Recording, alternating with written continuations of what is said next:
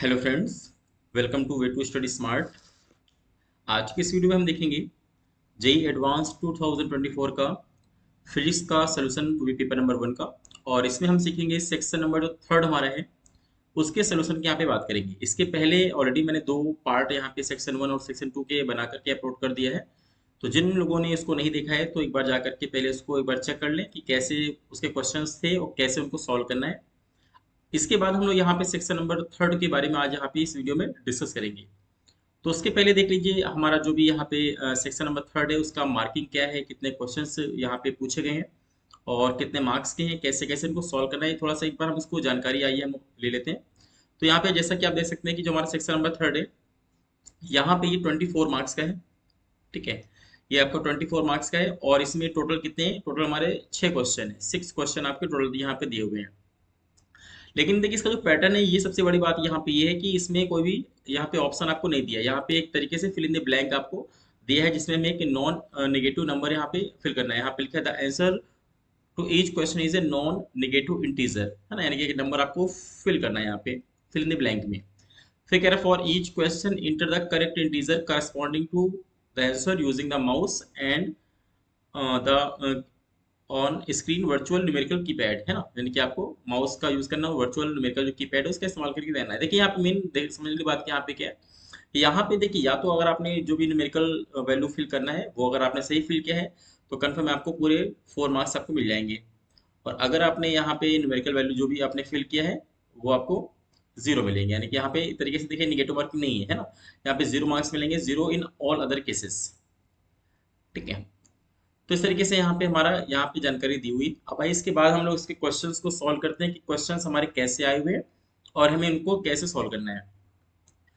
तो अगर हम यहाँ पे बात करें कि जो हमारा पहला क्वेश्चन है उसको देख लीजिए क्या है। यहाँ पे कह रहा था specific heat capacity of a substance is temperature dependent and is given by the formula C is equal to KT where K is a constant of suitable dimension in SI unit and T is the absolute temperature। फिर कह रहा है if the heat required to raise the temperature of 1 kg of substance from -73 degree Celsius to 27 degree Celsius in is NK। फिर कह रहा है the value of N is, simple से आपको N की वैल्यू को फिलअप करना है। तो देखिए यहाँ पे एक्चुअल में हुआ क्या है, ये जो आपका क्वेश्चन दिया है ये कहीं ना कहीं आपको हीट पे बेस्ड है। जैसे कि आप जानते हैं कि हमारा जो हीट होती है Q, वो आप जानते हैं कि फॉर्मूला हमारा क्या होता है MS डेल्टा T।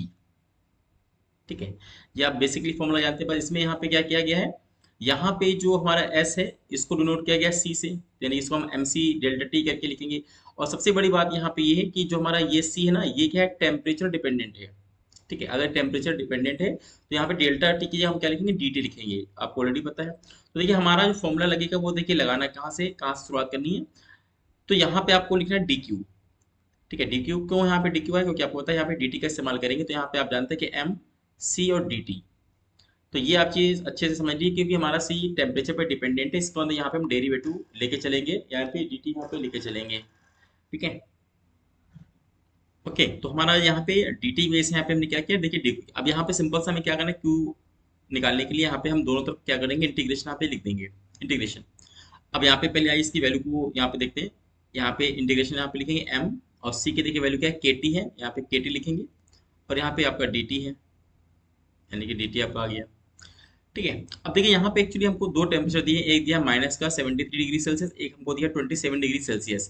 क्योंकि ये डिग्री सेल्सियस में आप जानते हैं कि हमको ये काम ही करना है कि इसको हमें केल्विन में बदल लीजिए, ज़्यादा बेटर रहेगा, या डिग्री सेल्सियस से बेटर है। यहाँ पे देखिए केल्विन में अगर बदलेंगे तो आप ये कह सकते हैं कि हमारा जो टेम्परेचर आएगा वो देखिए क्या होगा, ये आपका 273 आप इसमें ऐड कर दीजिए तो ये बन जाएगा कहीं ना कहीं आपका 200 डिग्री केल्विन।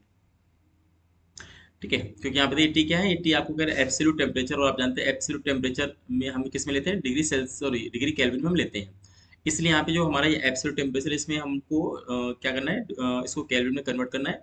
तो यहाँ पे आपका पहला देखिए टेम्परेचर क्या है, 2 degree Celsius, 200 degree kelvin, okay है ना। उसका सेकंड हमारा है 27 है, तो 27 में आपको क्या करना है, अगेन 273 यहाँ पे ऐड कर दीजिए तो आपका ये बन जाएगा 300 केल्विन।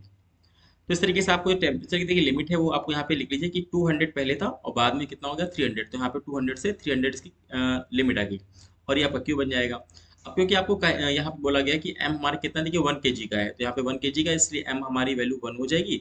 तो सिंपल सा देखिए क्यू इक्वल टू क्या आ जाएगा आपका इंटीग्रेशन के अंदर सिर्फ के टी रहेगा, के टी और डी टी। और यहाँ पे लिमिट आपकी लगेगी 200 से लेकर के 300 के आसपास। अब क्योंकि के आपका कांस्टेंट है, बाहर आपका आ जाएगा, क्योंकि खुद कह रहा है कि इज ए कांस्टेंट, तो इसका मतलब ये हुआ कि के हमारा बाहर आ जाएगा, तो हमारा जो इंटीग्रेशन के अंदर क्या रहेगा, टी और डी टी, और यहाँ पे रहेगा 200 से लेकर के 300 के आसपास। अब देखिए टी का इंटीग्रेशन आप जानते हैं क्या होता है, टी स्क्वायर बाई टू, यानी कि के लिखेंगे और टी स्क्वायर बाई टू यहाँ पे आ जाएगा इसका इंटीग्रेशन, और लिमिट हमारी हो जाएगी 200 से लेकर के 300 तक। अब सिर्फ क्या करेंगे हम लोग, टी की वैल्यू यहाँ पे पुट करेंगे, तो इससे पहले टू के दिए बाहर निकाल लीजिए, क्योंकि आपको ये टू तो एक यहाँ पे कांस्टेंट वैल्यू है, नंबर एक यहाँ पे दिया है, तो कुल मिला के हम यहाँ पे देखेंगे क्यू हमारा जो होगा, यहाँ पे के बाई टू आपने बाहर निकाल लीजिए, और जो ब्रैकेट बचेगा वहाँ पे आपका टी स्क्वायर रहेगा, और यहाँ पे लिमिट क्या है देखिए 200 से लेकर 300 तक। अब यहाँ पे लिमिट अप्लाई कर लेते हैं, तो देखिए अगर लिमिट हम यहाँ पे अप्लाई करेंगे तो के बाई टू आएगा। अब यहाँ पे टी की जगह रखेंगे हम लोग 300, तो यहाँ पे आप जानते हैं 300 का मतलब कि थ्री सॉरी 9 लिखिए और 10 टू द पावर 4 आ जाएगा, है ना, क्योंकि यहाँ पे 2 0 है तो इसका भी स्क्वायर हो जाएगा, तो ये 10 टू पावर 4 होगा, और 3 का जो स्क्वायर होगा वो आपका 9 हो जाएगा। फिर यहाँ पे माइनस करेंगे और टी की जगह आप लिखेंगे 200, तो यहाँ पे आपका 4 हो जाएगा और 10 टू द पावर 4 आ जाएगा। अब यहाँ पे देखिए हम लोग क्या करेंगे, 10 की पावर 4 को कॉमन कर लेंगे, बाहर निकाल लेंगे, तो इस तरीके से ब्रैकेट में क्या हो जाएगा 9 माइनस 4 जो कि 5 होता है। अब 2 से 5 कितनी बार जाए तो देखिए 2.5 जाएगा, ठीक है 2.5। अब इसको चाहें अगर हम लोग, क्योंकि यहाँ पे नॉन इंटीजर सॉरी यहाँ पे एक इंटीजर नंबर में फिल करना है, तो पक्का यहाँ पे हमें डेसिमल को हटाना पड़ेगा। तो मान लेते हैं यहाँ पे 25, और यहाँ पे सॉरी 10 पावर 4 का मल्टीप्लाई करेंगे तो 25 और 3 जीरो यहाँ पे लगा देंगे इसको टू के। तो कुल मिला के देखिए हमारा जो क्यू आया सॉल्व करने के बाद वो आया है आपका 2500 इंटू के। अब आप देखिए जो हमारा यहाँ पे आंसर दिखा है तो वो क्या करे, वहां पे कहा गया था कि हमारा जो भी हीट है वो कितना देखिए एन के आ रहा है, एन के। तो अगर यहाँ पे इसको हम एन के से कंपेयर करें तो आप देखिए यहाँ पे अगर हम इसको एन के से कंपेयर करके देखें तो एन के का मतलब क्या है, देखिए एन के ठीक सामने आपको पता है कितनी वैल्यू आ जाएगी। तो देखिए हमारे ये क्या है, इंटीजर नंबर हो जाएगा कि जो भी यहाँ पे एन की वैल्यू आ रही है वो क्या आएगा 25 और 000, ठीक है। तो इस तरीके से आप इसको सॉल्व करके अपना आंसर निकाल सकते हैं। देखिए हमारा जो यहाँ पे आंसर आएगा वो कितना आएगा, देखिए 25 और 000, ये हमारा आंसर आ जाएगा। तो आई होप आपको ये बात अच्छे से क्लियर हो गई होगी कि हाँ इसको हमें कैसे करना है। अब आइए इसके बाद हम आगे नेक्स्ट क्वेश्चन में चलते हैं। अब देखिए अगला क्वेश्चन यहाँ पे क्या है, यहाँ पे अगला क्वेश्चन कह रहा है कि a disc of mass capital M and radius capital R is free to rotate about its vertical axis as shown in the figure. मतलब ये देखिए बड़ी वाली की यहाँ पे बात कर रहा है कि इसका मास है एम और जो इसकी रेडियस है वो क्या है आर है, और ये एकदम फ्री है रोटेट करने के लिए। अब कह रहा है कि battery operated motor of negligible mass is fixed to this disk at a point on its circumference। मतलब इस बड़ी वाली डिस्क की सर्कमफेरेंस आप जानते हैं चारों तरफ की बाउंड्री है, इसमें कहीं पे एक मोटर को फिक्स किया गया है जो कि इसका मास बहुत ही कम नेग्लिजिबल यहाँ पे दिया गया है। उसके बाद कह रहा है कि another disc of the same mass and radius r by 2 is fixed on the motors thin shaft. यानी कि जो मोटर आपने यहाँ पे लिया है उसी मोटर में क्या किया, उसके शेफ्ट में यहाँ पे एक और छोटी सी डिस्क को फिट किया गया है जिसका जो मास है वो तो सेम है लेकिन उसकी जो रेडियस वो आधी है, यानी कि पक्का इसका जो डेंसिटी वो ज्यादा है। अब कह रहा है यहाँ पे, फिर कह रहा है कि हाँ initially both disc are at rest, यानी कि स्टार्टिंग में क्या थे दोनों डिस्क हमारी कैसी थी वो रेस्ट में थी। फिर कह रहा है the motor is switched on so that the smaller disc rotates at a uniform angular speed omega. यानी कि जैसे ही देखा इसने कि पहले स्टार्टिंग में दोनों हमारी क्या थी यहाँ पे डिस्क रेस्ट में थी, लेकिन जैसे मोटर को ऑन किया गया तो जो छोटी वाली डिस्क है वो क्या हो रही है, वो एंगुलर वेलोसिटी ओमेगा से क्या कर रही है वो रोटेट कर रही है। तब कह रहे बताइए कि हमारा जो बड़ी वाली डिस्क है उसकी एंगुलर स्पीड अगर ओमेगा अपॉन एन होगा तो बताइए एन की वैल्यू क्या होगी। तो सिंपल सा कहने का मतलब है कि आपको बड़ी वाली का एंगुलर स्पीड आपको निकालना है, जो भी आपका एंगुलर स्पीड आएगा उसी से हमें यहाँ पे अपने आंसर को कंपेयर कर लेंगे। ठीक है, इसको यहाँ पे देखिए करेंगे कैसे, इसको करने का देखिए मेन क्या है कॉन्सेप्ट, ये आप जानते हैं कि रोटेशनल डायनामिक्स पे बेस्ड रही है क्वेश्चन। और इसमें आपको पता है कि इनिशियली हमने देखा कि हमने कोई भी एक्सटर्नल टॉर्क यहाँ पे नहीं लगाया, मोटर को क्या किया वो ऑन किया गया है, स्विच ऑन किया गया, उसकी वजह से हमारा यहाँ पे सारा मैकेनिज्म हो रहा है। तो यहाँ पे कह सकते हैं कि हमारा बाहर से एक्सटर्नल कोई टॉर्क यहाँ नहीं लगा। अगर एक्सटर्नल टॉर्क नहीं लगा तो कंफर्म है कि हमारा जो एंगुलर मोमेंटम है वो क्या होगा, वो हमारा कॉन्स्टेंट रहेगा, यानी कंजर्व रहेगा। तो ऐसे में क्या होगा, ऐसे में ये कहा जा सकता है कि एंगुलर मोमेंटम जो इनिशियल था वो क्या होगा, वो हमारा फाइनल के बराबर हो जाएगा। ठीक है, तो इस तरीके से आपको पहले तो ये पता होना चाहिए कि हाँ एंगुलर मोमेंटम हमारा जो इनिशियल था वो फाइनल के बराबर है। अब क्योंकि इनिशियल हमारा एंगुलर मोमेंटम कैसे निकालेंगे, देखिए हमारा क्योंकि वो रेस्ट में है तो जो उसकी एंगुलर वेलोसिटी है दोनों डिस्क की वो क्या है, वो जीरो है। क्योंकि आप जानते हैं कि देखिए आई ओमेगा होता है हमारा एंगुलर वेलोसिटी, सॉरी जो हमारा एंगुलर मोमेंटम होता है वो आई ओमेगा के प्रोडक्ट के बराबर होता है, तो यहाँ पे ओमेगा तो देखिए जीरो है, यानी कि कुल मिला के कह सकते हैं कि हमारा जो एल आई है वो जीरो यहाँ पे माना जाएगा। ठीक है, तो यहाँ पे हमें सिर्फ मतलब है फाइनल एंगुलर मोमेंटम से इसी को निकालना है। अब क्योंकि इसमें देखिए दो पार्ट है, एक तो छोटा है एक बड़ा भी है, और यहाँ पे आपको ध्यान ये देना है छोटा अगर हम बात करें तो यहाँ पे मान लेते हैं आई वन और ओमेगा वन ऐसे मान लेते हैं, छोटे वाले का है, और जो बड़े वाला है उसको मान लेते हैं, सॉरी हाँ जो बड़ा वाला है उसको मान लेते हैं आई टू और ओमेगा टू, इस तरीके से देखिए। ठीक है, तो इन दोनों का, लेकिन एक्चुअल में यहाँ पे समझना आपको ये है कि जब हमारा यहाँ पे छोटा वाला देखिए अगर मूव करेगा, भले आप इसको क्लॉकवाइज दिखा दें चाहे एंटी क्लॉकवाइज दिखा दें, मान लो ये आपका जब रोटेट करेगा, सपोज एंटी क्लॉकवाइज हमारा रोटेट कर रहा है ना, तो आपको ध्यान देना कि इसके फ्रिक्शन की वजह से, यानी कि कह सकते हैं कि ये हमारा क्या होगा, बड़ा वाला क्लॉकवाइज रोटेट करेगा, यानी दोनों की जो डायरेक्शन है वो अपोजिट होगी। ठीक है, अगर एक हमारा एंटी क्लॉकवाइज है दूसरा क्या होगा, क्लॉकवाइज होगा। अगर छोटा वाला हमारा क्लॉकवाइज है दूसरा वाला क्या होगा, एंटी क्लॉकवाइज। यहाँ पे आपको लेना है, इसके लिए यहाँ पे क्या लगाना है, यहाँ पे आपको लगाना माइनस का टर्म। तो ये चीज थोड़ा सा आपको ध्यान देना है कि एल आई तो कन्फर्म जीरो है, क्योंकि दोनों का जो ओमेगा है वो तो जीरो होगा, लेकिन यहाँ पे जो दूसरा है यानी कि फाइनल है वो कैसे निकालेंगे, आपको छोटे का निकालना है, उसके बाद बड़े का निकाल करके इसको दोनों को माइनस कर देना है। और लेकिन हाँ ये भी ध्यान देना, छोटे का अगर आप निकाल रहे हैं तो पक्का छोटे की एक्सेस आपको दी गई है, इसी के अराउंड हमको निकालना है एंगुलर मोमेंटम। तो बड़े वाले को भी क्या करना है, इसी के एक्सेस के अराउंड ही निकालना है, ये भी ध्यान देना है, यानी कि बड़े वाले का जो भी हमको निकालना है वो छोटे वाले एक्सेस, यानी सेम एक्सेस आपकी होनी चाहिए दोनों की, तभी हम यहाँ पे सही से कंपेयर कर पाएंगे। तो यहाँ पे एक्चुअली करेंगे क्या, हम सबसे पहले बात करेंगे छोटे वाले का एंगुलर मोमेंटम देखिए कितना होगा। उसके लिए हम जानते हैं कि यहाँ पे आई वन ओमेगा वन है, तो आप जानते हैं आई वन का मतलब क्या, मोमेंट ऑफ इनर्शिया छोटे वाले का, क्योंकि डिस्क है तो डिस्क आप जानते हैं क्या होता है, हाफ एम आर स्क्वायर होता है, तो यहाँ पे लिखेंगे आप हाफ, मास इसका सेम एम है, और आर स्क्वायर का मतलब है कि आर बाई टू का स्क्वायर, तो यहाँ पे लिखेंगे आप आर बाई टू और इसका यहाँ पे स्क्वायर कर देंगे। और क्योंकि इसका जो एंगुलर वेलोसिटी वो ओमेगा है तो यहाँ पे ओमेगा से मल्टीप्लाई करेंगे, तो देखिए ये आपका टोटल क्या बन गया, ये छोटे वाले का आपको बन गया एंगुलर मोमेंटम, है ना।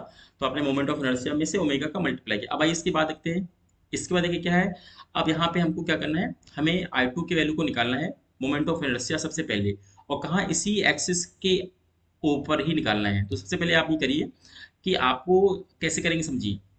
सबसे पहले आप जो बड़ा वाला डिस्क है इसका मोमेंट ऑफ इनर्शिया इसकी खुद की आईसेम निकालिए, यानी कि जो इसका आईसेम है, यानी कि इसका सेंटर इसके अराउंड आप निकाल लीजिए पहले। तो यहाँ पे आप जानते हैं इसका क्या होगा, आईसीएम आप जानते हैं डिस्क का होता है हाफ एम आर स्क्वायर, तो यहाँ पे हाफ लिखेंगे और एम और आर स्क्वायर लिखेंगे, बिकॉज की रेडियस के आर है तो यहाँ पे आर स्क्वायर, अब प्लस देखिए करेंगे। अब यहाँ पे आप लगाइए पैरेलल एक्सिस थ्योरम, क्योंकि हमको यहाँ पे नहीं निकालना बल्कि हमको इसी एक्सिस पे ही निकालना। तो आप जानते हैं कि पैरेलल एक्सिस थ्योरम के अकॉर्डिंग क्या होगा, यहाँ पे आपको मास आपको देखना बड़े वाले का, और बड़े वाले का मास तो हो गया, लेकिन दोनों एक्सिस के बीच का देखिए गैप आपको कितना दिखाई दे रहा है, या आपको आर के बराबर दिखाई दे रहा है। अगर आपको आर के बराबर दिखाई दे रहा है तो यहाँ पे आर स्क्वायर से मल्टीप्लाई कर दीजिए। तो ये अब आपका ये बड़े वाले डिस्क का पूरा मोमेंट ऑफ इनर्शिया आ गया अराउंड सेम एक्सिस। अब क्योंकि इसका हमको एंगुलर वेलोसिटी नहीं पता, तो इसको हम ओमेगा डैश मान लेते हैं, ये अपने को ओमेगा डैश ही मान के चलिए हमको निकालना है। ठीक है, तो यहाँ पे हमने ओमेगा डैश यहाँ पे इतना किया। अब आइए इसी को हम सॉल्व कर लेते हैं अगली स्टेप में। यहाँ पे तो जीरो है आपका। ठीक है, तो अगली स्लाइड में हम देखते हैं यहाँ पे कि हमारा जो एलएचएस पार्ट है वो तो जीरो है, आरएचएस पार्ट हमने क्या देखा, यहाँ पे हमने छोटे वाले का मोमेंट ऑफ इनर्शिया क्या है, हाफ है एम, और आर का स्क्वायर था, तो आप जानते हैं कि आर का वहाँ पे आर बाई टू का स्क्वायर, तो यहाँ पे क्या हो जाएगा, देखिए आर स्क्वायर बाई फोर हो जाएगा। तो यहाँ पे हम लोग देखेंगे कि यहाँ पे आपका हो जाएगा आर स्क्वायर अपॉन में ये फोर आ जाएगा, और यहाँ पे ओमेगा से मल्टीप्लाई करेंगे तो आपको छोटा डिस्क का हो गया। आप ये देखिए माइनस यहाँ पे करिए। अब बड़े वाले में देखिए क्या होगा, यहाँ पे एलसीएम टू ले लीजिए पहले तो।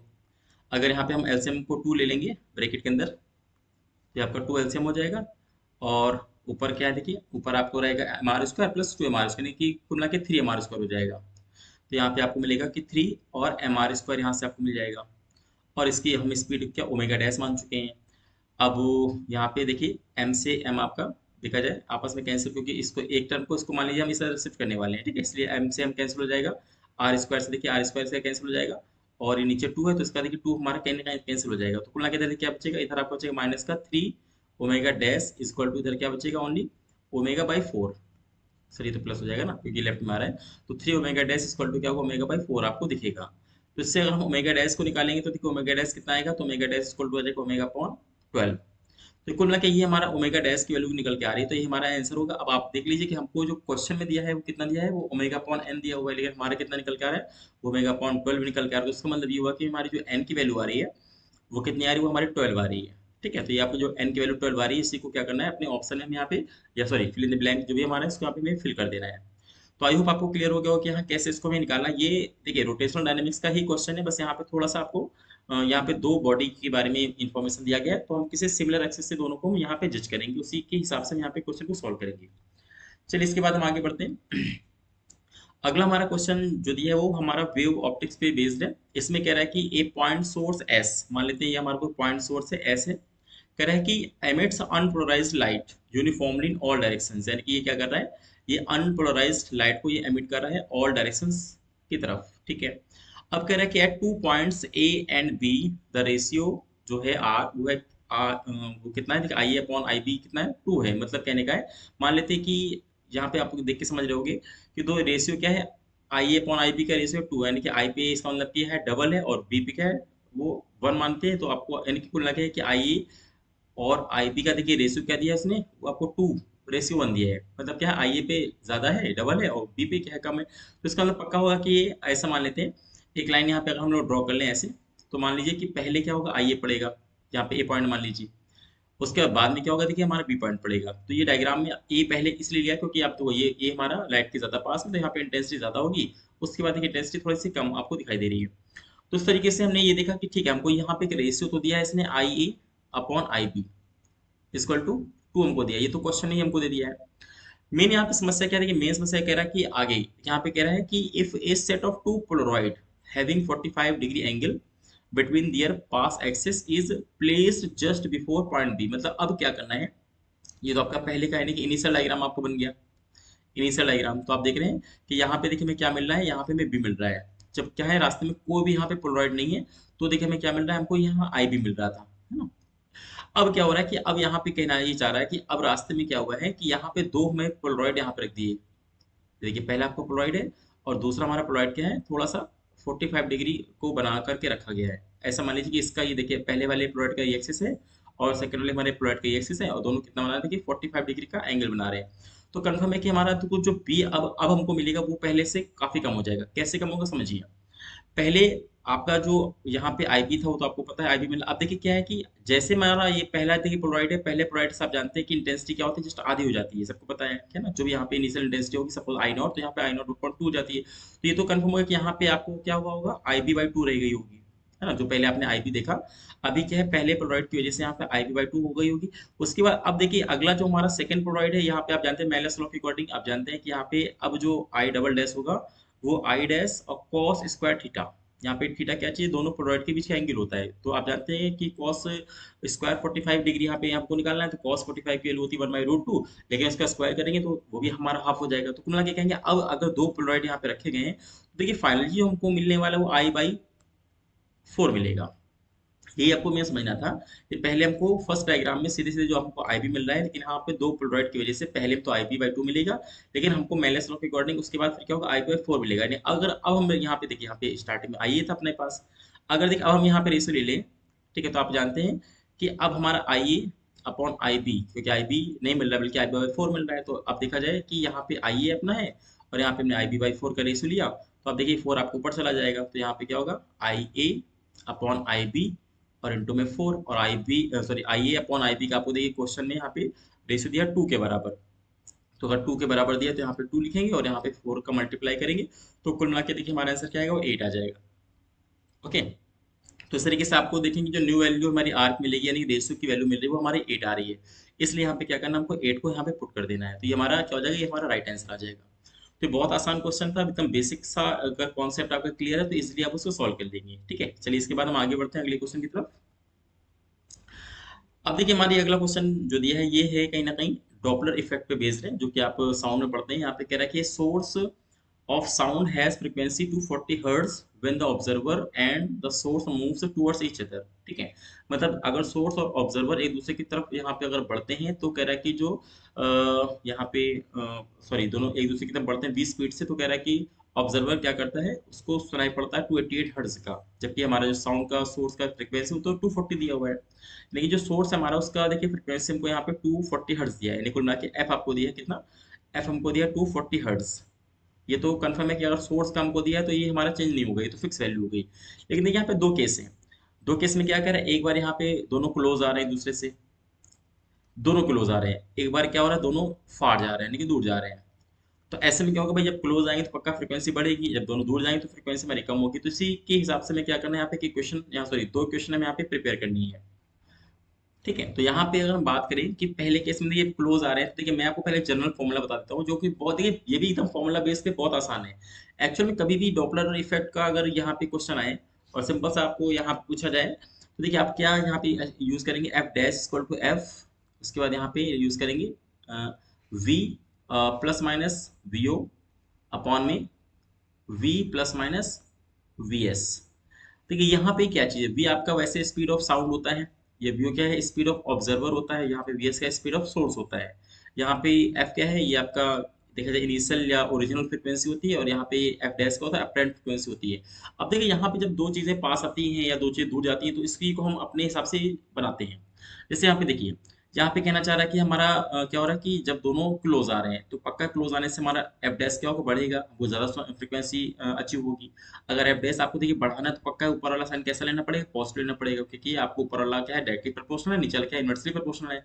तो अगर मुझे एफ डैश को बढ़ाना है, पक्का ऊपर वाला पॉजिटिव लेना पड़ेगा, नीचे वाला क्या है निगेटिव देख लेना पड़ेगा, क्योंकि नेगेटिव लेने से नीचे का छोटा हो जाएगा, तो एफ डैश हमारा बड़ा होगा। दैट मीन्स क्या है, हमें जो फॉर्मूला बनाना है वो बनेगा एफ डैश इक्वल टू में एफ, और यहाँ पे ऊपर आएगा वी प्लस वी ओ, और अपॉन में देखिए क्या रहेगा, v माइनस का वी एस। जबकि सेकेंडरी केस में क्या है, सेकंड केस में आपको कह रहा है फार जा रहे हैं कि दोनों दूर जा रहे हैं, अगर दोनों दूर जा रहे हैं पक्का फ्रीक्वेंसी आपकी अपरेंट क्या होगी, कम होगी।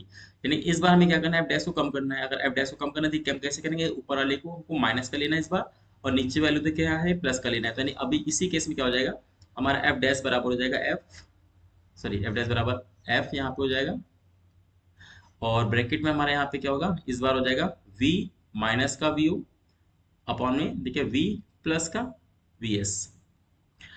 ठीक है, ये आपको ध्यान देना। अब यहाँ पे देखिए मैंने जो सिंबल v यहाँ पे रखा है, ये क्या होता है, ये स्पीड ऑफ साउंड होती है, और ये vo क्या है, ऑब्जर्वर की स्पीड है, vs क्या है, सोर्स की स्पीड है। जबकि हमारे जो क्वेश्चन दिया इसमें भी क्या किया है, इसने v दे दिया, देखिए सोर्स और देखिए ऑब्जर्वर क्या है, यहाँ पे कह रहा है ऑब्जर्वर एंड सोर्स क्या है, दोनों v स्पीड से यहाँ पे कह रहा है मूव कर रहे हैं। तो इसका मतलब आपको कंफ्यूजन ना हो उसके लिए ऐसा मान लीजिए, कोई दिक्कत नहीं है, आप चल सकता है, बट यहाँ पे हो सकता है कि ये जो हमारा एक्चुअल में वी होता है इसको कुछ और सिंबल मान लीजिए, इसको वी डैश से मान लेते हैं, ताकि आपको ऐसा ना लगे कि सर यहाँ पे दोनों वी हो गए, तो यहाँ पे वी डैश मान लीजिए तो चलेगा, है ना।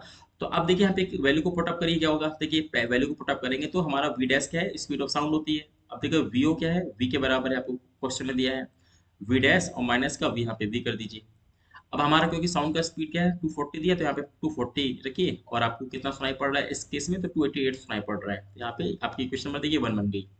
ऐसे यहाँ पे आ जाइए, अब आपको पक्का एफ तो वही होगा, 240 हमारा रहेगा। अब यहाँ पे वी डैश माइनस का वी अपॉन में देखिए क्या है, वी डैश और प्लस का आपका वी रहेगा। और इस बार आपको यहाँ पे कह रहा है कि फ्रीक्वेंसी क्या है, देखिए एन हर्ट्स, यानी कि जब दोनों दूर जा रहे हैं तो आपको फ्रीक्वेंसी देखिए क्या दिया है, आपको एन दिया, तो यहाँ पे एन कर लीजिए। ये आपका क्वेश्चन नंबर 2 हो गया। अब सिंपल सा आप क्या करो, दोनों क्वेश्चन का देखिए मल्टीप्लाई कर दो। अगर आप मल्टीप्लाई करो तो एलएचएस से एलएचएस का मल्टीप्लाई, आरएचएस से आरएचएस का मल्टीप्लाई। तो देखिए जब आरएचएस से आरएचएस का मल्टीप्लाई करेंगे तो कुल मिला के देखिए यहाँ पे आपको मैं करके दिखा देता हूँ जल्दी से। तो क्या मल्टीप्लाई करेंगे तो यहाँ पे 288 आपका दिया है इसका एलएचएस, और दूसरे का एलएचएस है एन, तो यहाँ पे आप 288 इंटू एन हो जाएगा। जबकि आरएचएस में देखिए क्या है, यहाँ पे है 240, और ब्रैकेट में क्या था V plus V, sorry V dash plus V upon V dash minus का वी था, इनटू में करिए। यहाँ पे अगला क्या था 240 अगेन था, और वहाँ पे देखिए क्या है सेकंड में आरएचएस क्या है, वी डैश माइनस का वी। तो यहाँ पे देखेंगे कि वी डैश माइनस का वी अपॉन वी डैश और प्लस का वी। तो आप देखेंगे कि यहाँ पे ये आपके सारे टर्म क्या होंगे, कैंसिल हो जाएंगे, देखिए है ना। और यहाँ पे आपके पास क्या बचेगा, यहाँ पे आपके पास बचेगा 240 इंटू में 240, और इधर देखिए क्या आपके पास ये है 288 एन। तो यहाँ सिंपल सा अगर आप एन निकालेंगे तो 240 इंटू 240 अपॉन में 288। अब देखिए 2 से कट करते जाइए, बहुत आसानी हो जाएगा आपका। तो इसको देखिए सॉल्व करेंगे ना, तो आपका आंसर आएगा 200 आ जाएगा। तो एन की आपकी वैल्यू आ जाएगी 200। तो ये आपको क्या करना है, एन की वैल्यू को यहाँ पे पुट अप कर देना है, तो हमारा आंसर आ जाएगा 200। तो देखिए आपका जो यहाँ पे फिल करना है वो आपका आएगा 200 के आसपास। तो आई होप आपको ये 4 क्वेश्चन क्लियर हो गए होंगे कि यहाँ इसको कैसे सॉल्व करना है, और आसानी से आप इसको बस अगर बेसिक कॉन्सेप्ट क्लियर है तो इजीली बना सकते हैं। अब आइए इसके बाद हम आगे के 2 क्वेश्चन भी सॉल्व कर लेते हैं। अगला देखिए हमारा क्वेश्चन यहाँ पे दिया हुआ है, क्वेश्चन नंबर 12। इसको यहाँ पे हम लोग अच्छे से पहले ध्यान से पढ़ेंगे कि यहाँ पे क्वेश्चन कैसे दिया है। यहाँ पे एक्चुअली में आपसे बोला गया है क्वेश्चन में कि हमारे पास क्या है, देखिए यहाँ पे हमारा है two large identical water tanks हैं, है ना। यहाँ पे हमारे पास two large identical water tanks है, 1 and 2, कह रहे kept on the top of a building of height h। ठीक है, मान लेते हैं कि हमारी कोई बिल्डिंग है, ये मान लेते हैं हमारी कोई बिल्डिंग है जिसकी हाइट क्या है, ये h है, कैपिटल S की हम हाइट मान लेते हैं। ठीक है। अब कह रहा है कि इसमें क्या है, हमारे दो वाटर टैंक रखे गए हैं जिनकी हाइट क्या है, h है। ऐसा मान लीजिए कि यहाँ पे, जैसे आपने देखा होगा एक्चुअल में बड़े बड़े जो हमारे बिल्डिंग्स होती हैं वहाँ पे दो क्या तीन तीन वाटर टैंक यहाँ पे रखे होते हैं। एक मान लीजिए हमारा ये वाटर टैंक है, ऐसे मान लेते हैं, एक ये हमारा वाटर टैंक है। ठीक है, ये मान लीजिए। अब इसमें कह रहा है कि ठीक है, are filled with water up to height h in each tank, यानी कि इन दोनों में क्या हुआ है कि यहाँ पे आपको वाटर फिल किया गया है h हाइट तक, मान लीजिए स्मॉल h आपको दिया हुआ है। और ऐसे यहाँ पे जो दूसरा वाला है इसकी भी देखिए हाइट क्या है, आपको स्मॉल h, यानी बराबर हाइट पे यहाँ पे दोनों को फिल किया गया है। फिर कह रहा है both the tanks contain an identical hole of small radius of their side, है ना, क्लोज टू देयर बॉटम, यानी दोनों को क्या करना है कि देखिए दोनों के बॉटम की तरफ एक छोटा सा होल करना है। यहाँ पे देखिए होल करना है और यहाँ पे देखिए एक होल करना है। तो एक आपसे कह रहा है कि both the tanks contain identical hole of small radius on their side close to their bottom. अब आप कह रहे हैं एक pipe of same internal radius as that of the hole is connected to tank 2, मतलब यहाँ पे दोनों को यहाँ पे क्या करना है, इस तरीके से ज्वाइन कर देना है। ठीक है, ठीक है, यहाँ पे भी आपको वाटर यहाँ पे फिल कर लीजिए। ओके, इस तरीके से हमने दिया। अब कह रहा है कि and the pipe ends at the ground level, मतलब यहाँ पे ये भी है कि आपको इन दोनों को तो आपस में जोड़ा गया है, बट इसके अलावा क्या है यहाँ पे भी देखिए, क्योंकि पानी को निकालना है इसलिए यहाँ पे इसको क्या है ग्राउंड लेवल तक भी लेके आया गया है। यानी कि ऐसा मान लीजिए इस पाइप को दूसरे वाले के थ्रू यह नीचे तक देखिए लेके आया गया है, यहाँ तक, यहाँ से वाटर आपको बाहर निकलेगा। अब कह रहा है when the water flows from tank 1 and 2 through the holes, यानी अब यहाँ से देखिए क्या हो रहा है कि आपका वाटर बाई फ्लो करेगा यहाँ से 1 से 2 में, यानी कि आपका 1 टैंक है या आपका 2 टैंक है, तो यहाँ से क्या होगा वाटर फ्लो करेगा और यहाँ तक ग्राउंड तक भी आपका जाएगा, ऐसा मान लीजिए। तो कह रहा है the time taken to empty the tank 1 to tank 2 respectively. अब आपको कह रहा है कि भाई पहले वाले टैंक का मान लेते हैं एम्प्टी होने में टाइम t1 लग रहा है अगर, और दूसरे वाले का अगर एम्प्टी होने में टाइम t2 लग रहा है, तो कह रहा है कि उसी के हिसाब से कहा गया है कि रिस्पेक्टिवली, और कैपिटल एच और स्मॉल एच का रिलेशन दिया तो पक्का t1/t2 का में एक रेशियो पूछा गया है। तो देखिए यहाँ पे थोड़ा सा ध्यान ये देना है कि एक किसी टैंक में क्या हो रहा है, हमारा जो पाइप है ना वो सिर्फ क्या कर रहा है, देखिए दूसरे वाले टैंक जाके जुड़ा गया है। यहाँ पे देखिए, मतलब कुल मिला के देखा जाए इसकी जो इफेक्टिव हाइट है ना वो सिर्फ एच है, ये देखिए, है ना, इसकी इफेक्टिव हाइट सिर्फ एच है। जबकि दो दूसरा वाला हमारा टैंक है, ये देखिए इसमें क्या है, आपका पानी ऊपर से लेकिन नीचे यानी ग्राउंड तक लेके जाया जा रहा है, तो इसमें देखिए इफेक्टिव हाइट हमारी पूरी हो जाएगी, देखिए यहाँ से यहाँ तक। इसको भाई खाली करना है वो तो बात ठीक है, लेकिन जिसकी इफेक्टिव हमारी हाइट हो वो क्या होगी, H capital S plus small H दोनों आपको लेनी पड़ेगी। तो इसलिए हम यहाँ पे 1 बाय 1 करके लेके चलेंगे कि पहले देख लेते हैं कि पहले वाले को कितना टाइमिंग अपने को लगेगा खाली होने में, और फिर सेकंड वाले को लेंगे, इसी को हम आपस में सॉल्व करेंगे। देखिए इसके लिए करेंगे क्या, इसके लिए करेंगे ये कि आपको पता है कि हमारा जो टैंक फिल किया गया इसका पक्का कोई ना कोई एरिया होगा, है ना। यहाँ पे एरिया आपको मान लेते हैं सपोज कैपिटल ए इसका एरिया है, और यहाँ पे आइडेंटिकल वाटर टैंक पक्का इसका भी हमारा एरिया हम कैपिटल ए ही मानेंगे कि इसका भी एरिया क्या है, देखिए कैपिटल ए है, और दोनों की हाइट सेम है एच, यहाँ पे भी एच है। तो फिलहाल अभी क्योंकि देखिए जैसे जैसे खाली होगा तो ये पक्का इसका लेवल नीचे की तरफ गिरेगा, तो इसको मैं मान लेता हूँ कि वर्टिकल, इसको हम ऐसा मान लेते हैं वाई मान लेते हैं फिलहाल अभी, है ना। उसके हम लिमिट लगा लेंगे, क्या स्टार्टिंग में क्या है हमारा, स्टार्टिंग हाइट तो एच है, तो पक्का आपकी लोअर लिमिट एच जाएगी, और इसको ये पूरा खाली करना है तो हमारी अपर लिमिट क्या होगी, जीरो हो जाएगी। तो यानी कि आपसे देखिए यहाँ पे देखेंगे हाइट का जो लिमिट लगेगा वो एच से लेके जीरो लगेगा कि स्टार्टिंग में, यानी कि जब टाइम हमारा जीरो था तब क्या है, टाइम जीरो पे हमारा हाइट एच था, और जब हमारा टाइम t1 हो जाएगा तब हमारा यहाँ पे इसको एम्प्टी यानी जीरो करना है, तो इसकी लिमिट्स है। तो इस तरीके से हम देखेंगे, अगर हम यहाँ पे बात करें कि कैसे इसको सॉल्व किया जाए, तो देखिए यहाँ पे एम्प्टी हो क्यों रहा है, क्योंकि यहाँ पे लगातार हमारा लिक्विड नीचे वाले पाइप से लगातार आगे बढ़ रहा है। तो यहाँ पे हम एक इक्वेशन लगाते हैं प्रिंसिपल ऑफ कंटिन्यूटी, देखिए तो हम इक्वेशन ऑफ कंटिन्यूटी यहाँ पे लगाते हैं, तो यहाँ पे आप जानते हैं क्या होता है, ए और बी का प्रोडक्ट हमारा सेम होता है। तो अगर हम बात करें बड़े वाले का, यानी कि यहाँ पे हम, क्योंकि एरिया हमने ऊपर का टॉप का ए माना हुआ है, और जैसे से ये इसका लेवल डाउन जाएगा तो उसकी वेलोसिटी मान लेते हैं v है, तो इसलिए हम यहाँ पे क्या करेंगे, ए यहाँ पे v लिखेंगे, और यहाँ पे देखिए छोटे जो नहीं पाइप हमारा उसका हम एरिया चलो स्मॉल ए मान लेते हैं, और जो उसकी वेलोसिटी है उसको v1 मान लेते हैं फिलहाल अभी, ठीक है।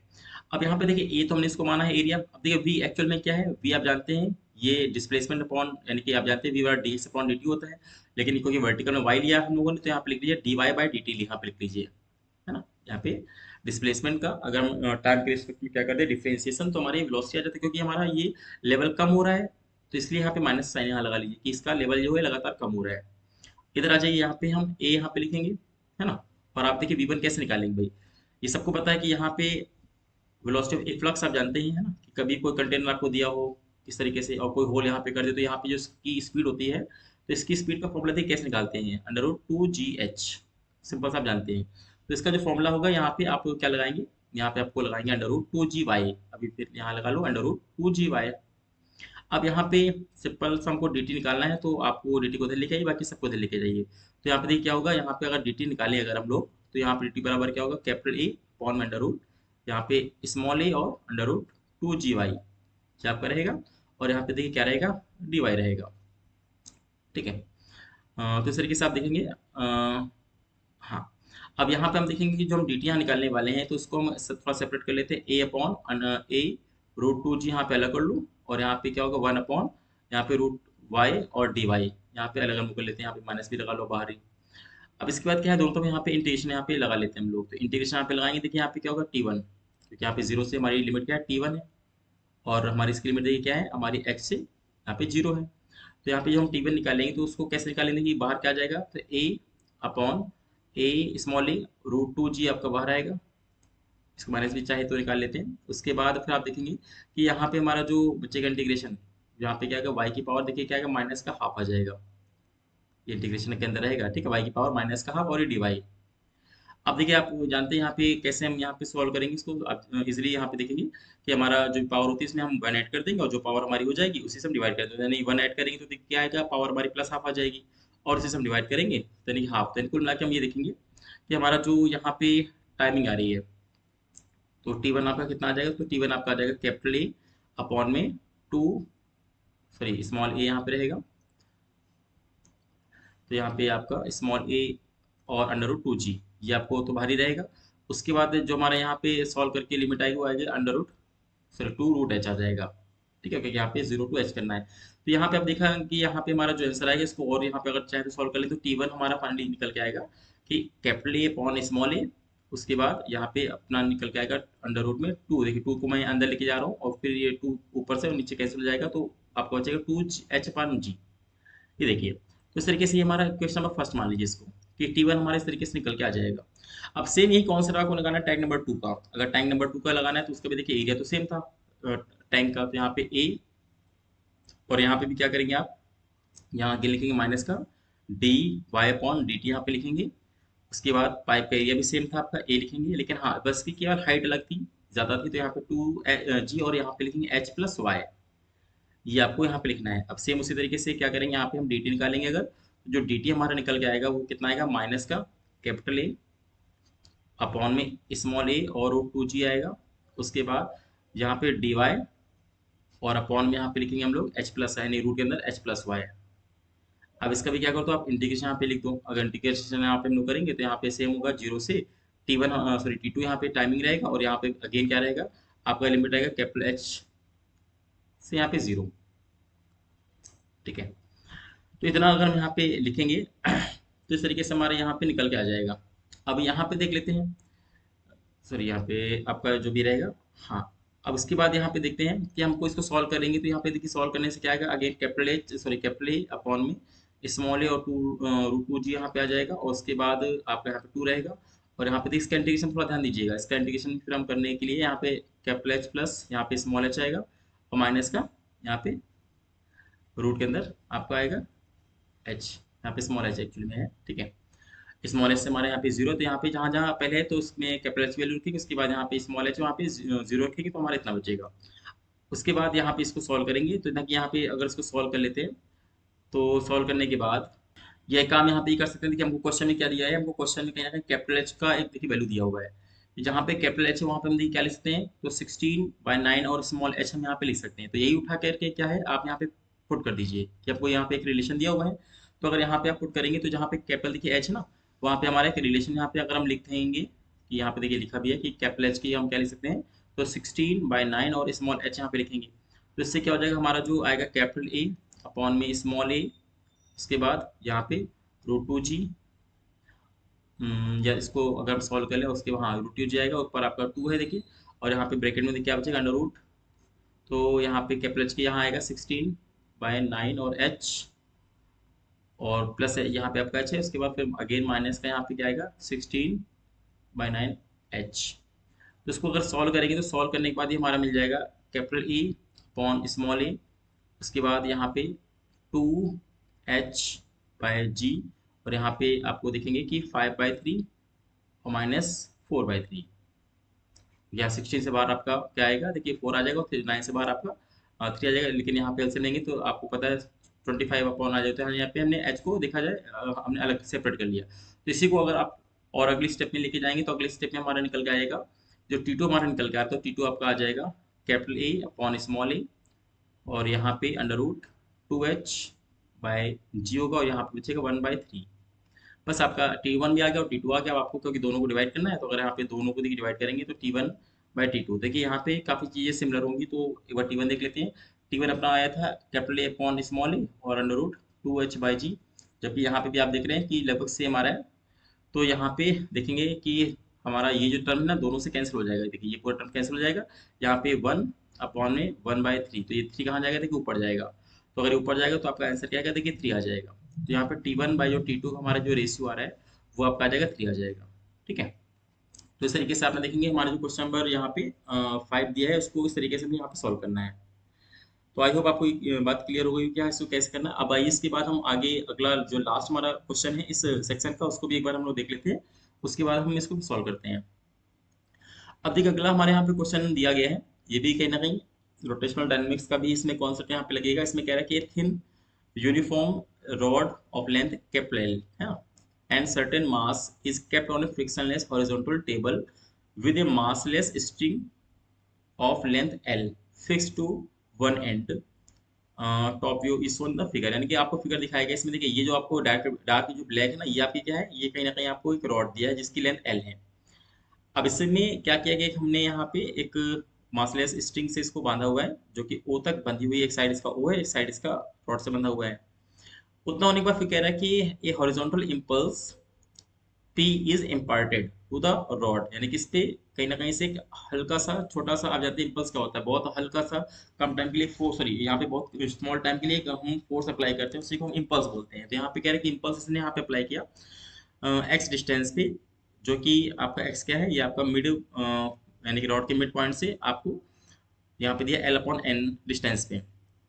अब यहाँ पे इसके बाद सिंपल से कह रहा है, बताइए कि अगर यहाँ पे then the rod string revolve together around the point O, अगर यहाँ पे जो रॉड है और स्ट्रिंग है दोनों अगर रिवॉल्व कर रही है तो आपसे पूछ रहा है बताइए यहाँ पे with the rod remaining align with the string, तो कह रहा है एन की वैल्यू क्या होगी। तो यहाँ पे देखिए क्वेश्चन हमारा एक्चुअल है क्या, यहाँ पे जो हमारी रॉड दी गई है रॉड पे हमने क्या किया, यहाँ पे एक हल्का सा पुश किया। ठीक है, पुश करने से क्या हो रहा है कि ये हमारी रॉड क्या हो रही है, ओ के अराउंड रिवॉल्व कर रही है स्ट्रिंग के साथ साथ। तो ये आपसे बोला कि अगर ये दोनों स्ट्रिंग और यहाँ पे जो रॉड है एक साथ अगर यहाँ पे कंटिन्यू रहते हैं यानी कि अलग अलग नहीं होते हैं, तो कह रहे बताइए कि हमारे एन की वैल्यू देखिए होगी क्या। तो यहाँ पे इसको देखिए करेंगे कैसे इसको, ठीक है इसको हम एक बार देख लेते हैं। तो देखिए सबसे पहले यहाँ पे हम बात करते हैं कि हमारा जो ये लीनियर इम्पल्स है जो कि पी के फॉर्म में दिया है, तो ये हमारा लीनियर इम्पल्स हम निकालें कैसे। सिंपल आपको पता है कि इम्पल्स एक्चुअल में है क्या, इसको वैसे तो आई से डिनोट करते हैं। आई बराबर क्या होता है, देखिए डेल्टा पी यानी चेंज इन मोमेंटम है ना, या फिर एफ इंटू डेल्टा टी जो भी है डी टी। तो आप जानते हैं जो हमारा इम्पल्स होता है वो क्या होता है, चेंज इन मोमेंटम के बराबर होता है। तो सबसे पहले हम यहाँ पे इम्पल्स अगर रोल आया तो देखिए इम्पल्स का ही इसने सिंबल कहीं ना कहीं पी दे दिया है, तो कोई दिक्कत नहीं, हम यहाँ पे आई को पी से रिप्लेस कर देंगे। तो आपको जो यहाँ पे बस ध्यान देना ये आपका इम्पल्स है नॉट मोमेंटम। तो यहाँ पे हम अगर इम्पल्स की बात करेंगे तो इम्पल्स क्या होता है, चेंज इन लीनियर मोमेंटम। अब यहाँ पे चेंज कैसे निकालेंगे, final momentum minus initial momentum, यानी कि इसको लिखा जा सकता है कि final momentum minus initial momentum. अब इनिशियली आप जानते हो वो जीरो होगा क्योंकि भले मास हमारे पास रॉड के पास है बट क्योंकि स्टार्टिंग तो रेस्ट में थी, तो यहाँ पे हमारे इनिशियल मोमेंटम तो जीरो है। तो कुल मिला के हमको सिर्फ फाइनल मोमेंटम यहाँ पे अगर यहाँ पे लिख देते हैं तो ये कहीं ना कहीं हमको इम्पल्स मिल जाएगा। अब फाइनल मोमेंटम अगर निकाले तो देखिए मोमेंटम होता क्या है, मास इंटू वेलोसिटी। तो यहाँ पे मास चलो हम यहाँ पे मान लेते हैं m। अब ये वेलोसिटी आपको v चाहिए लीनियर वाली। अब क्योंकि रॉड हमारी एंगुलर यहाँ पे वेलोसिटी करी तो आप जानते हैं हर पॉइंट का जो मोमेंट सॉरी जो वेलोसिटी होगी भी वो सब सबकी अलग अलग होगी, क्योंकि आप जानते हैं कि अगर कोई भी रॉड अगर हमारी क्या करे, रॉड हमारी अगर रोटेट कर रही है ना किसी पॉइंट के क्रॉस, तो यहाँ पे जितने भी इसके ऊपर पॉइंट्स आ रहे हैं सबकी देखिए वी अलग अलग होगी। तो एक्चुअली हम इसका क्या लेंगे, हम वी ना लेके वीसीएम लेंगे, यानी कि इसको ऐसा मान लीजिए कि हम इसका वीसीएम लेंगे, सेंटर ऑफ मास की वेलोसिटी यानी वीसीएम। ये चीज़ आप ध्यान देना कि इम्पल्स हमने कहीं भी लगाया है एक्स डिस्टेंस दूर, बट हमको यहाँ पे वी लेना है, तो वी हम वी से मिलेंगे। अब आप जानते हैं कि हम अगर वी को हम ओमेगा के फॉर्म में कन्वर्ट करें तो वी बराबर होता है आर ओमेगा, तो यहाँ पे आप लिखेंगे आर इंटू ओमेगा। ठीक है, तो यहाँ पे आर इंटू ओमेगा यहाँ पे लिखेंगे, तो यहाँ पे आर देखिए क्या है, आर भी आपका सी एम होगा, सेंटर ऑफ मास ही आपको लेना है। तो अगर यहाँ पे बात करें कि भाई रॉड का सेंटर ऑफ मास कितना दूर पे है पॉइंट ओ से, तो आप देख लेंगे कि पॉइंट ओ से यानी कि ये तो पूरा आपका एल हो गया, और रॉड का हमारा सेंटर ऑफ मास तो जस्ट मिड में होगा। तो यहाँ पे हम क्या करेंगे, एल के साथ साथ हम एल बाय टू को हम ऐड कर देंगे, ताकि ओ से पता चल जाए कि हमारा कितना दूर पे है यहाँ। तो ये देखिए क्या हुआ, ये हमारा कहीं ना कहीं जो आया इम्पल्स आया लीनियर इम्पल्स, यानी कि यहाँ पे लिख लीजिए कि आपको सबसे पहले मिल गया लीनियर इम्पल्स। ठीक है, यहाँ पे हमको लीनियर इम्पल्स मिला। तो लीनियर हमारा देखिए इम्पल्स क्या है, पी बराबर में एम ओमेगा आया, और यहाँ पे आएगा 3l/2, तो 3 आप आगे यहाँ पे ले आओ, 3/2 यहाँ, और यहाँ पे एल आ गया, तो कुल मिला के हमारा कितना आ गया देखिए, तो 3/2 एल एम ओमेगा। तो ये कहीं ना कहीं आपका आ गया क्या चीज़, लीनियर इम्पल्स। अगर आपने लीनियर इम्पल्स यहाँ पे निकाल लिया, अब आपको यहाँ पे क्या निकालना है, यहाँ पे निकालना है एंगुलर इम्पल्स। बताता हूँ, क्योंकि हमारी रोड क्या है, ये पूरा जो सिस्टम है ना, ये क्या कर रहा है, ये कहीं ना कहीं एक रोटेशन कर रहा है। तो उसके लिए हमको क्या करना है, हमने भले अप्लाई किया यहाँ पे लीनियर इम्पल्स, बट हमको यहाँ पे निकालना है क्या, एंगुलर इम्पल्स। तो अगर आप जानते हैं कि लीनियर से अगर एंगुलर अप्लाई करें, तो आप जानते हैं कि यहाँ पे आर से मल्टीप्लाई करते हैं, आर क्या होता है, distance from axis of rotation. तो यहाँ पे हम सबसे नेक्स्ट निकालेंगे एंगुलर इम्पल्स, एंगुलर इम्पल्स। तो अगर हम एंगुलर इम्पल्स को निकालने बैठेंगे, तो आप जानते हैं कि सपोज हम एंगुलर इम्पल्स का सिंबल कुछ भी मान लीजिए, है ना, या फिर ऐसे रहने दीजिए, तो एंगुलर इम्पल्स भी क्या होगा, तो आप जानते हैं कि हमको यहाँ पे आर इंटू में पी। अभी पी क्या है देखिए, ये आपका लीनियर इम्पल्स है, और आर आपकी क्या है, जहाँ पे आपने अप्लाई किया इम्पल्स, वहां से पूरे डिस्टेंस। तो आप जानते हैं देखिए हमने अप्लाई कहाँ पे किया, देखिए अप्लाई आपने जो ये लीनियर इम्पल्स किया वो यहाँ पे लगाया, जो आप रेड कलर का ये देखिए एरो देख रहे हैं, यहाँ से आपने अप्लाई किया पी, तो यहाँ से लेकर के अगर हम पूरे ओ तक की डिस्टेंस की बात करें, तो ये आपके आर के बराबर होगा। अब देखिए इसमें क्या क्या आ रहा है, देखिए ये तो आपका एल इतना आ रहा है, इसका देखिए L/2 भी आपको दिखाई दे रहा है इतना, और उसके बाद एक्स भी आपको दिखाई दे रहा है। तो कुल मिला के तीनों को आप ऐड कर दो, ये आपके आर के बराबर होगा। तो यहाँ पे देखिए हम क्या लिखेंगे, यहाँ पे हम लिखेंगे आर की जगह में एक्स लिखेंगे, प्लस L/2 यहाँ पे लिखेंगे, और फिर से यहाँ पे देखिए क्या लिखेंगे, एल लिखेंगे। हाँ, अब आपका जो पी आया है ना, ये पी क्या है, लीनियर इम्पल्स, इसको आपने कितना निकाला, देखिए 3/2 एम ओमेगा एल निकाला है। तो यहाँ पे भी आप इसको मल्टीप्लाई कर दीजिए, तो यहाँ पे आपका आएगा कि 3/2 एम ओमेगा और एल। ये जाके आपका क्या बना, ये आपका बन गया क्वेश्चन नंबर 1, कि हमने एंगुलर इम्पल्स को बेसिक मेथड से निकाला, पहले लीनियर इम्पल्स निकाला, उसके बाद हमने उसमें आर को मल्टीप्लाई किया। अब देखिए दूसरा एक तरीका और है यहाँ पे एंगुलर इम्पल्स को निकालने का। क्या आप जानते हैं कि यहाँ पे क्योंकि पूरी की पूरी सिस्टम हमारा क्या है, रोटेट कर रहा है, तो आप जानते हैं अगर रोटेट कर रहा है, तो यहाँ पे हम जानते हैं कि हमारा एंगुलर इम्पल्स, जैसे कि आप जानते हैं कि लीनियर इम्पल्स में क्या होता है, कि हमारा जो फोर्स होता है वो क्या होता है, delta P by delta T के बराबर होता है। ठीक है, या फिर ऐसे कह देंगे कि हमारा जो एफ डी टी है वो क्या होता है, डेल्टा पी के बराबर होता है। तो ये आपका होगा, यहाँ पे ये चीज़ क्या होती है, देखिए इम्पल्स होती है। तो सिंपल सा आप ये कह सकते हैं कि सर हमारा जो इम्पल्स होता है, लीनियर इम्पल्स, वो क्या होता है, चेंज इन मोमेंटम के बराबर होता है। उसी तरीके से भी कहा जा सकता है कि अगर हम बात करें यहाँ पे एंगुलर इम्पल्स, तो एफ की जगह टाउ आ जाएगा, देखिए tau D T equal to देखिए क्या आएगा, डेल्टा एल आ जाएगा। तो यहाँ पे अगर हम एक और तरीके से निकालने की कोशिश करें कि हमारा जो एंगुलर इम्पल्स आएगा, तो एंगुलर देखिए इम्पल्स कैसे निकालेंगे, तो जो चेंज इन एंगुलर मोमेंटम होगा वो भी हमारा क्या होता है, यानी कि इम्पल्स के बराबर होता है। तो यहाँ पे अगर हम चेंज इन एंगुलर मोमेंट के बराबर करें, तो स्टार्टिंग में पता है कि हमारी बॉडी रेस्ट में थी, तो ओमेगा स्टार्टिंग में तो जीरो होगा, है, बाद में मान लेते हैं ओमेगा हमारा इसकी स्पीड हो चुकी है। तो कुल मिला के जो डेल्टा एल है वो आपको सिर्फ एल फाइनल ही मिलेगा। तो यहाँ पे हमको देखिए फिर से क्या करने वाले हैं, अगले ये तो हमारा पहले क्वेश्चन तो हमने निकाल लिया एंगुलर इम्पल्स को। सेकंड फिर हम एक मेथड लगाएंगे कि एंगुलर इम्पल्स को निकालने का। अब ये जो एंगुलर इम्पल्स आपका निकलेगा, ये सिर्फ क्या हमको एल एफ निकालना है, यानी कि फाइनल मोमेंटम, या फाइनल मोमेंट एंगुलर मोमेंटम हमको निकालना है। ये कैसे निकालते हैं, आप जानते हैं आई ओमेगा होता है, आई इंटू ओमेगा। आई क्या चीज़ है, उस पूरे बॉडी का मोमेंट ऑफ इनर्शिया जहाँ से वो रोटेट कर रहा है वहाँ से, और ओमेगा उसकी एंगुलर स्पीड होती है। तो यहाँ पे अगर देखा जाए कि हमारा जो एंगुलर यहाँ पे निकल के आएगा इम्पल्स, तो एंगुलर हमारा इम्पल्स कैसे निकालेंगे देखिए।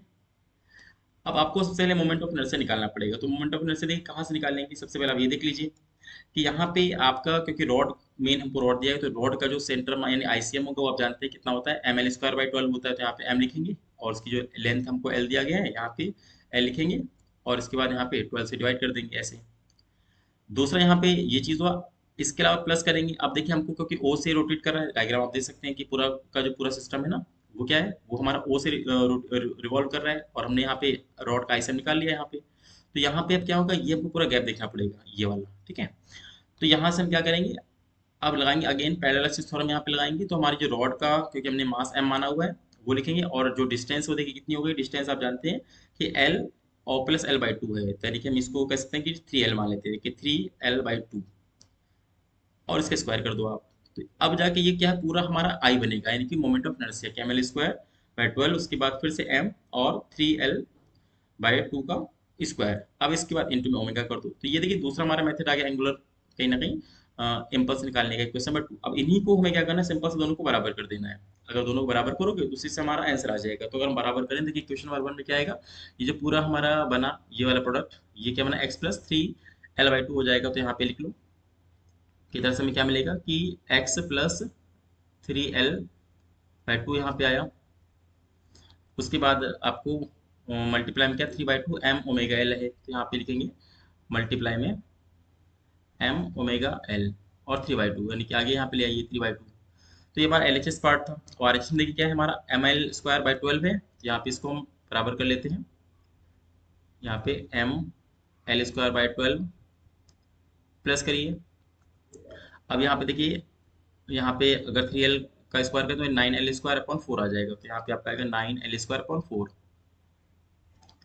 तो यहाँ पे 9l स्क्वायर बाय 4, और यहाँ पे m भी आपका दिखाई दे रहा है, और इसके बाहर आपका क्या है, यहाँ पे ओमेगा आपको दिखाई देगा, ठीक है। तो इस तरीके से आप देखेंगे, तो यहाँ पे बस हमको इसको सॉल्व करके एक्स की वैल्यू को निकाल लेना है। तो यहाँ पे अगर हम देखें तो सबसे पहले तो ओमेगा से ओमेगा को कैंसिल कर दीजिए आप ऐसे, और यहाँ पे देखिए एम और एम कॉमन है, तो यहाँ पे एम से देखिए एम उड़ा दीजिए, ये देखिए एम उड़ गया। अब यहाँ पे एल देखिए क्या है, यहाँ पे ठीक है, इतना आपका हो गया। तो यहाँ पे देखिए क्या होगा, यहाँ पे आपका बचेगा 3/2, उसके बाद यहाँ पे एक्स और प्लस 3l/2